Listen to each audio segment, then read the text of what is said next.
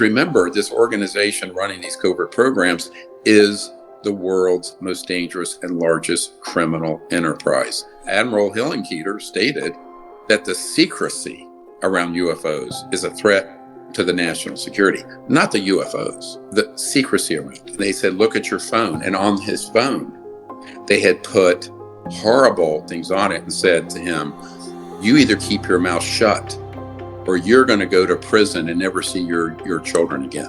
Ultimately, this needs to be a global disclosure movement. It isn't just the United States.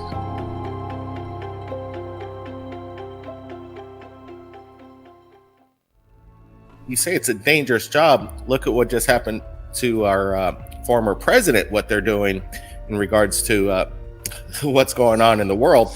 Are these people afraid? Well, of course they are. I mean, as soon as I got off the phone with the most senior person in the U.S. government covertly dealing with this, I had a Black Hawk helicopter hovering over my house, rattling my entire house. Yes, of course it's dangerous, and of course it's risky.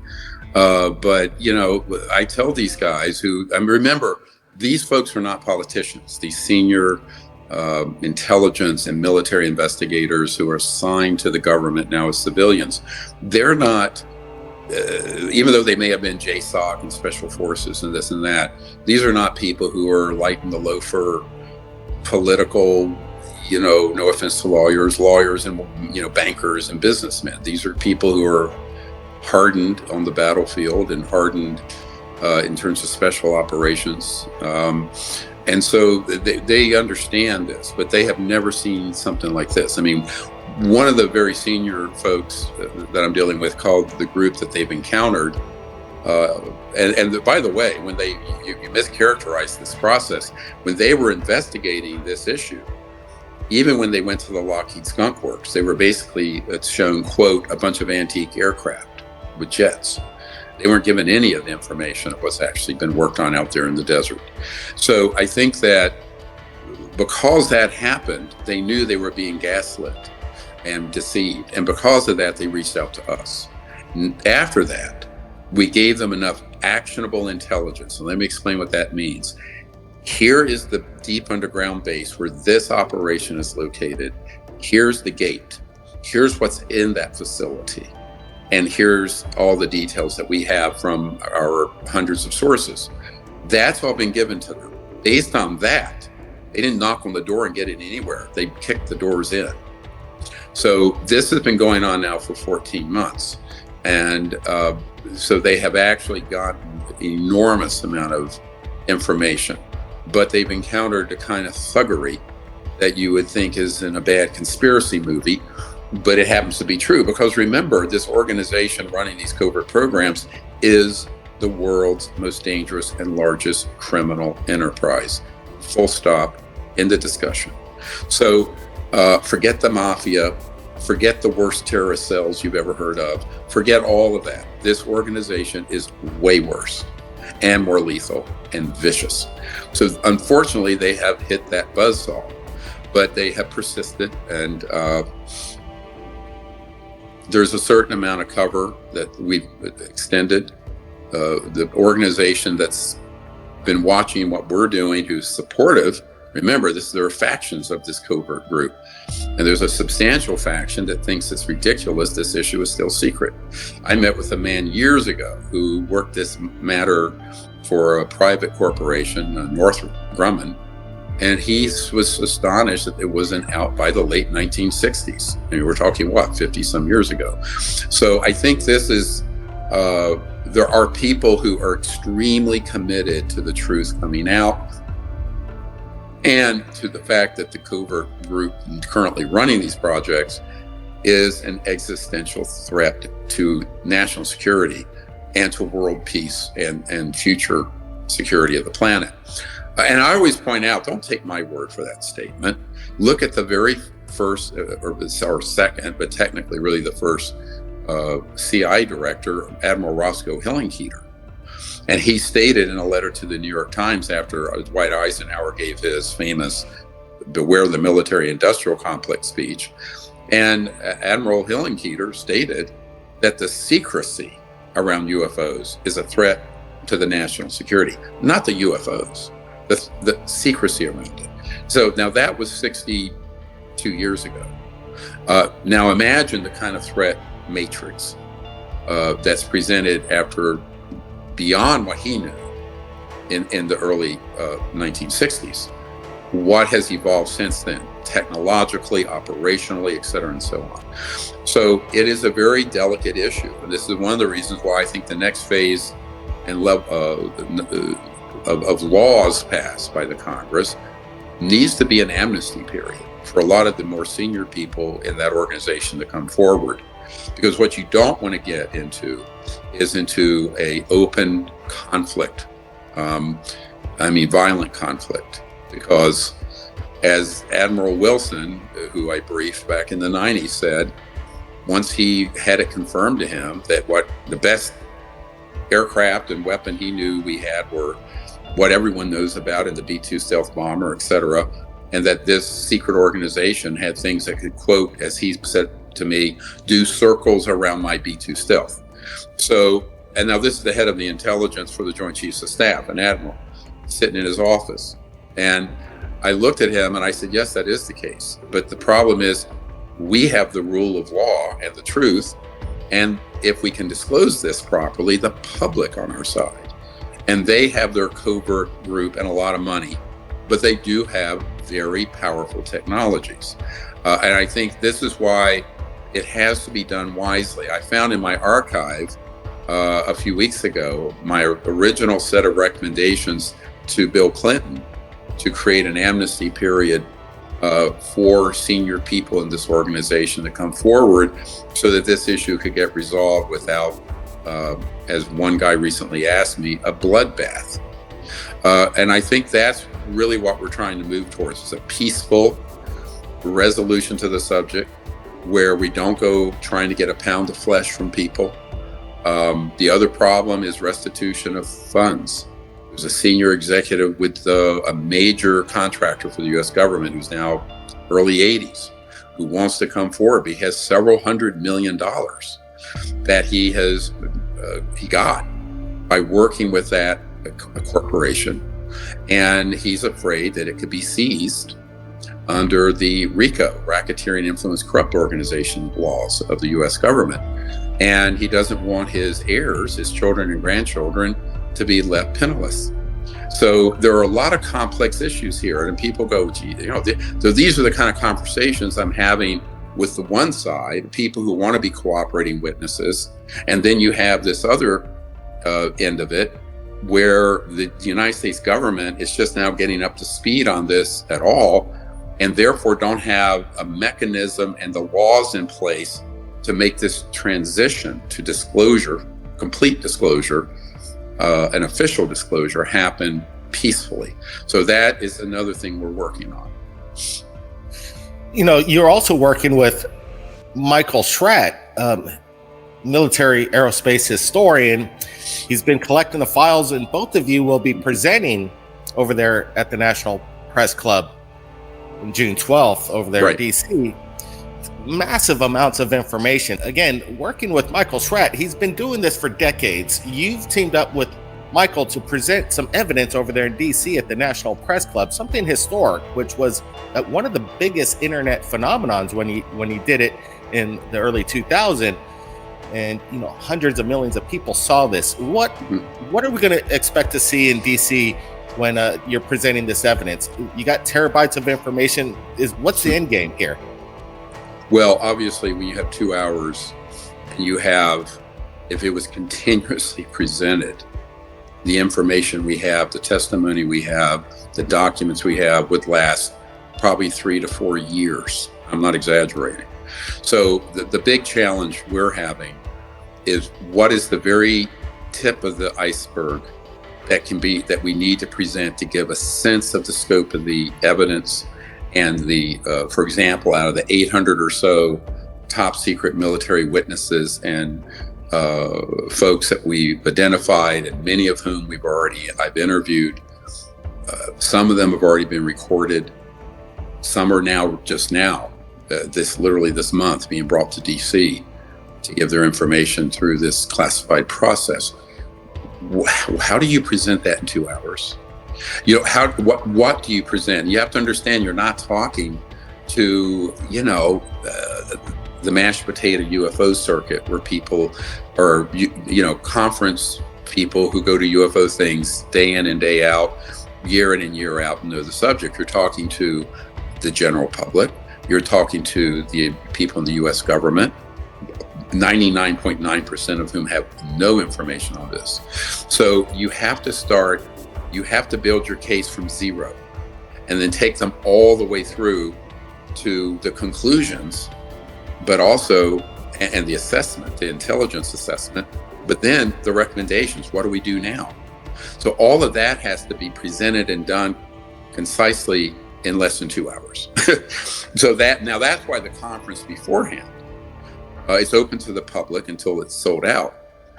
In other countries, they should do the same thing with their country's leadership, members of parliament, whatever it is, because ultimately this needs to be a global disclosure movement. It isn't just the United States. And there are these other countries, many of whom I've met with some of their leaders. I've met with 4 of the Five Eyes. The Five Eyes are the intelligence cooperating countries of, United Kingdom, Canada, United States, Australia, New Zealand. I've met with ministers of defense for all those countries except New Zealand. And what I found is that in every single case, they were never read in or briefed on the subject. Now, this is an important category of witnesses. I call them inverse witnesses. What do I mean by that? It's how you prove that these projects are being run in a criminal manner. Because if a president or a minister of defense or a senior member of the Senate Intelligence Committee or the head of intelligence joint staff like Admiral Wilson or the director of the Defense Intelligence Agency, whom I've briefed, and other people like that all over the world have not made any inroads into getting into what's going on in their countries or in the United States, that is prima facie proof that the subject is being run illegally. Because they can't, one of the things I just determined in 97, 98, once we found out that the Clinton administration, and a friend of his just recently confirmed this to me, was never read into this where they had any control over the matter. And that so if you go from the president on down, and even through the military chain of command, where there are people who, if the projects were being run legally, the people managing the black budget in the Congress, the people in the Pentagon, read into unacknowledged projects like Admiral Wilson, they would know about this. And if they inquired about it, they wouldn't be threatened, they would be read in. But that's not how this is run. And that is proof that the organization is in fact a criminal operation, unconstitutional and illegal. We have to establish these elements because now that the Pentagon has said, yes, the UAPs are real, yes, they're material objects, yes, our sensors pick up that it's an actual 3D thing moving in ways we don't understand, blah, blah. Then the next question is, what are they? Now, what they're being told by professional counterintelligence operatives such as Luis Elizondo and Chris Mellon and Nick Pope and others is that we don't know what they are, but they're a threat to the national security. That false narrative, which we exposed 2 years ago in our documentary, The Cosmic Hoax, which you can see on the YouTube channel for free, that is the narrative that they created as another way of deceiving the press, the American people, and the members of Congress. But see, that little game ended about 14 months ago. So now there are people in the Congress, some are beginning to speak out publicly, and kudos to them, like Congressman 𝗪𝗕𝗦𝗬𝗧. I just got a letter with 16 senior members of the U.S. Senate signing a letter to the Pentagon to step up their investigation on this issue. Unfortunately, they're recommending it through the Aero office, which in my opinion may or may not be an actual clean or trustworthy mechanism. But at least the members of Congress, the Senate and House, are stepping up and are stepping forward very decisively. Hey, they're asking questions. And again, Tim Burchett speaks of a major cover-up. He agrees with you that there is some kind of secret being hidden from us, and it's on a high level of Right. secrecy, and he's demanding the truth. And he says there's this blackmail politics going on with people that have answers, but they're not going to come forward because they usually got something on them. This is how he says Washington works. Yeah, of course. Do we exactly? Do we need more Tim Burchetts out there? How many other congressmen are being as dare I say ballsy as Congressman Tim Burchett coming forward and asking questions, or all these other? Go ahead. But there have been he's been very outspoken, but Senator Rubio's made some very strong comments. There are other members of Congress and Senate who have bit milder, perhaps, in their approach. But I think don't mistake what's said publicly with what they feel is going on. But the point you make about using blackmail files, this is as old as the hills, where you try to get dirt on someone and use it against them. And of course, famously, J. Edgar Hoover had a file on everybody, every president, every congressman, everybody. And that's how he stayed in power, was that no one dared challenge him because he could ruin them with all the dirty tricks and stuff they had on people. So yes, that is something that happens day in and day out and day in and day out. And so what I always tell people is that, so what? You just have to ignore that noise. But if you're a politician and you have to get reelected, you can't ignore it. And so this does become a problem. But there too, one of the things we're going to call for, and I have not talked about this before, is that there be an immediate investigation, criminal investigation, subsequent to these open hearings that are being now talked about actually occurring, by the Department of Justice to prosecute those who have been involved in felonious activity, drug running, money laundering, threats and intimidation, assassinations, so-called wet works, the use of force to kill people who know too much. All of that needs to be moved quickly into an investigation, because I have dealt just recently with two very key top secret witnesses who have been had this sort of a dirty bag of tricks played on them. Remember, at this time also with AI and what they call deep fakes, both audio and video deep fakes, they can create anything. A man that I know not long ago, in the last 9 months, had a couple of men approach him and they said, look at your phone. And on his phone, they had put horrible things on it and said to him, you either keep your mouth shut or you're going to go to prison and never see your children again for as long as you live, quote unquote. This is the kind of stuff I deal with day in and day out. Now, I think something like that should be immediately handed over to people with the investigatory power and prosecutorial power, that whoever did that should be arrested and tried for treason, number one, and then number two, felonious threats and intimidation and what have you. But see, this is the sort of thing that has happened for years. There are people who have documented over the last 70 years many occasions of this happening to either public officials, UFO researchers, or whatever. Now, with the kind of technology that exists, they could show you, having an affair with Kim Kardashian or whoever, and make it look like it was 100% real. And this is the problem. They have the technologies and the means and the intent to do this. So how do you get that under control? Again, you have to begin to stay not only within the law, but use the power of the law to protect the brave and good people who want to come forward, whether it's a member of Congress wanting to support this process, or a top secret whistleblower, or whoever it is. And I think that is a really important element that's been missing. We've all been doing this in the wilderness without any official protection, which is in and of itself an outrageous situation. So that has to also, I think, be put into place sooner rather than later. Speaking of the AI and the advancement of it, it's been unloaded to the public. People are using it. Kids are using it, ChatGPT, passing their courses. But a whole new level is the AI as far as generating people and situation.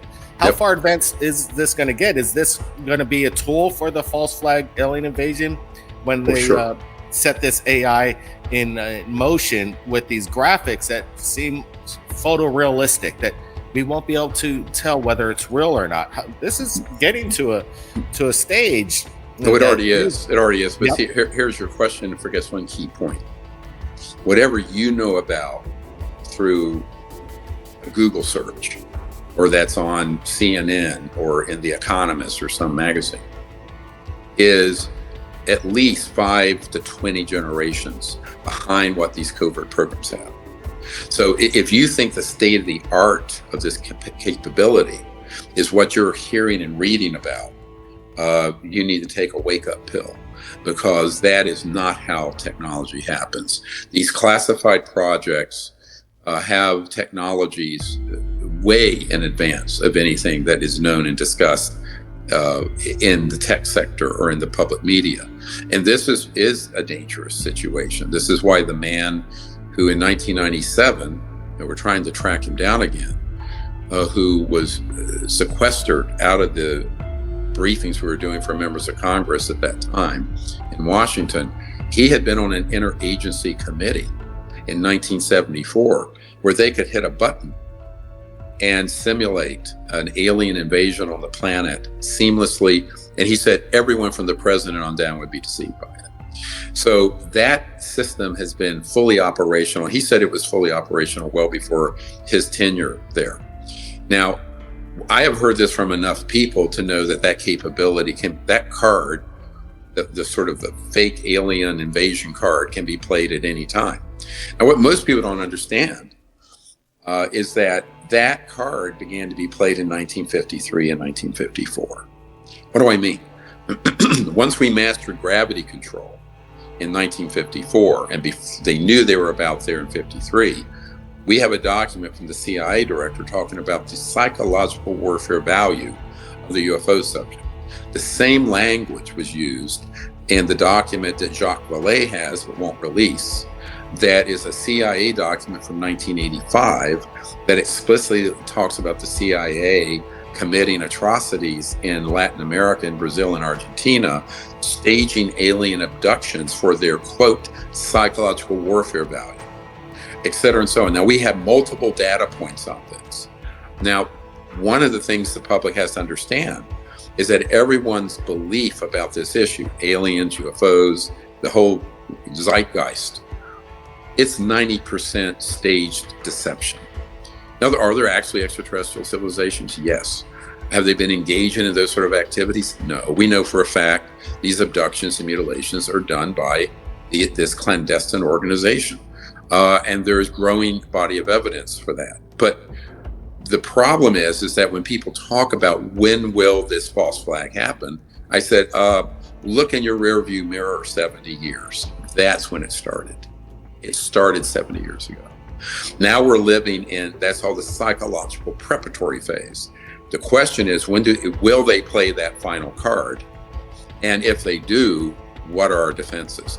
I think our only way we can prevent that card from being played is to expose the entire program. Expose what they've been doing, how they've been doing it, what part of this is true, what part is false. I don't think it's a coincidence that about the time we were working together on your film, and I had gotten the senior members of the government read into these projects, and they started getting kicking in doors, that the Pentagon received from Dr. Kit Green et al. And released 1,500 pages of accounts of people being, quote, injured by UAPs. Unwanted pregnancies, neurological damage, burns. Now, every single one of those cases were done by humans against humans, made to look like it was a, quote, UFO. Well, it was a UFO in the sense that the victim it was unidentified, but they staged it to look alien. So they've already started playing that card, but no one's watching this. No one's paying attention to what's going on. So when that got released, I went, yep, here we go. Then after I brought the first senior military witness who had been an early U-2 spy plane pilot with multiple encounters with these ET craft, as well as working with the Lockheed Skunk Works and others, and Ben Rich personally, into this process in DC, you had all of February light up with these Chinese balloons and UAPs we shot down. So, this is no coincidence, my friend. But at the same time, we expect this. This is not so surprising to us at all. It would be surprising if they didn't do it. So we are factoring all this in our algorithm and planning. But the public needs to be aware that the more this process of the subject coming out happens, the more there's going to be a counter push to pull it into, we're being invaded, they're a threat to the national security, we need an extra $10 trillion from the world economy to fight the big bad aliens invading us. I mean, that's what the game has always been. This is what Wernher von Braun said on his deathbed to Carol Rosin. We know this. So the issue is, how do we avert it? Well, I think the disclosure of the truth and proving what we're discussing here and having a full investigation. You can't do that in a 2-hour press conference. Having a full investigation, an open hearing, and then the Department of Justice with someone who's a clean investigator, if you can find one in Washington, really drill down on this. But they'd have to be beyond reproach. They couldn't be someone who could be blackmailed or bought off. I mean, let's not forget, a senior member of the private contracting world on UFOs in '93 told me, quote, "We have given at least 10,000 people $10 million a piece or more to secure their cooperation with our project." And, I had 2 or 3 attempts to purchase me back in those days, and they found out I wasn't for sale. So now the only way they can deal with me is to defame me and call me names, and it's fine. I mean, 30 years of being called every nasty name in the book, I couldn't care less. But you get a pretty thick skin. But the point I'm making, however, is that most people just now stepping onto the field, who, if you're in the U.S. government and you're either threatened or there's this nasty oppo research they have on you or that they create, or they offer you a lot of money or a powerful position. Unfortunately, most humans are going to be affected by that kind of approach. And this is why, to really get to this, I always tell people, the bottom line on this is what's in your heart, what are your intentions, do you have the courage to go forward, and are you incorruptible? You have to be absolutely incorruptible. If you like this video and you want to see more amazing content, go ahead and check out the next video on our channel.